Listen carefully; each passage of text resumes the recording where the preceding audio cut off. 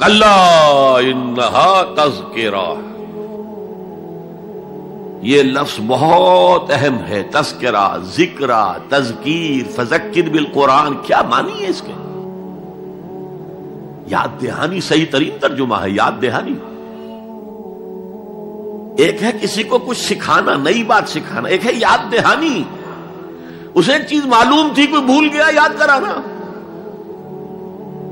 جیسے آپ کے کسی دوست نے آپ کو بہت قیمتی قلم دیا تھا، آپ نے اسے بہت سنبھال کر اپنے ٹرنک میں رکھ دیا. اب سال ہا سال ہو گئے، نہ دوست سے ملاقات، نہ وہ یاد. اچانک آپ نے کسی روز ٹرنک کھولا اور وہ قلم آ گیا، تو آپ کو دوست یاد آ جائے گا کہ نہیں؟ اسی لیے قرآن آفاق و انفس کے لیے آیات کہتا ہے. ہم اپنی آیات دکھائیں گے تمہیں، نشانی جس کو دیکھ کر تم ہمیں پہچانو گے. اور تذکرہ کا مطلب کیا ہے؟ پوٹینشلی ایمان ہر انسان کے دل میں موجود ہے. یہ جو روح جو ہمارے قلب کی مسکن مکین ہے، اس میں اللہ کی معرفت بھی ہے، اللہ کی محبت بھی ہے. البتہ ذہول کے پردے پڑ گئے ہیں، بھول اور نسیان طاری ہو گیا ہے.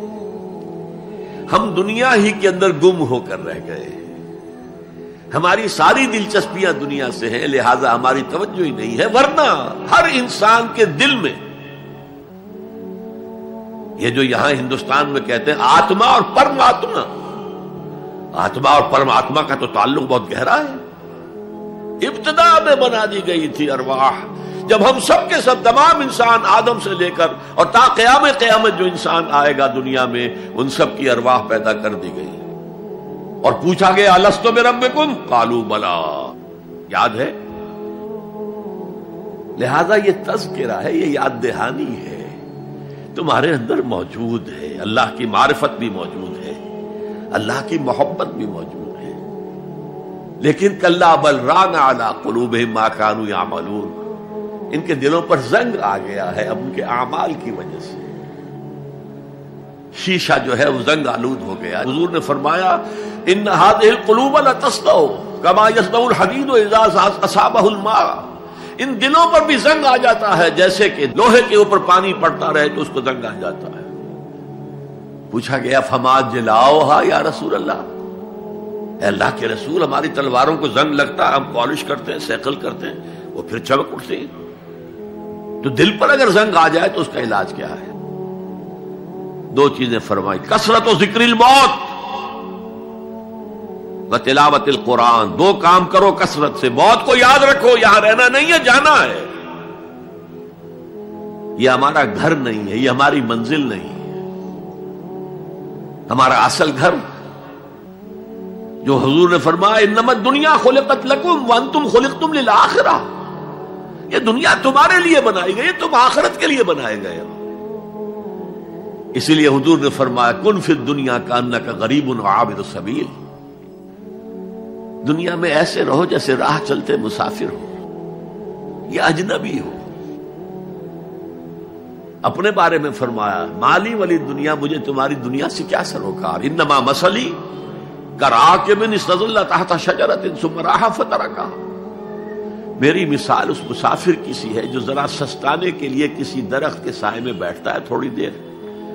وہ اس کا گھر تو نہیں ہے، اس کی منزل نہیں ہے، پھر وہ اس کو چھوڑتا ہے، اپنا راستہ لیتا ہے. یہ اگر ہمارا تصور قائم ہو جائے، کلا انہا تذکرہ. اب اس کے بعد جو الفاظ آئے فی صحف مکرمۃ مرفوعۃ مطہرۃ بایدی سفرۃ کرام بررہ، یہ جو قرآن ہے، جو تذکرہ ہے، یہ بڑے ہی انتہائی پاکیزہ صحیفوں میں ہے.